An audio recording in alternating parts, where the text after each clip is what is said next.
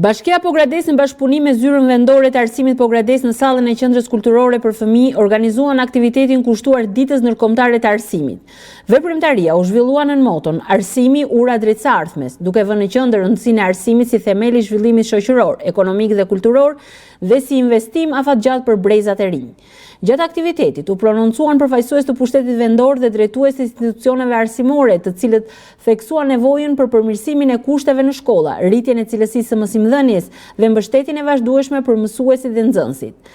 Në sallë ishin të pranishëm mësues, nxënës, prindër dhe përfaqësues të komunitetit, të cilët ndanë përvoja dhe mesazhe motivuese mbi rolin e arsimit në ndërtimin e së ardhmes. Sipas organizatorëve, arsimi mbetet një nga shtyllat kryesore të zhvillimit të qëndrueshëm dhe një faktor vendimtar për progresin e shoqërisë. Arsimi është çelësi që atyre të barazisë. Dhe për ne si bashki, përgjith me një kuptim të veçantë, ku shohim majzat e gjën tanë që rritën në dëshirën për dije. Mësuesit tanë që certifikojnë çdo ditë dhe familjet që investojnë diçka për të ardhmen e fëmijëve të tyre. Sot që këtu në veçantë shikon tek përfshirja.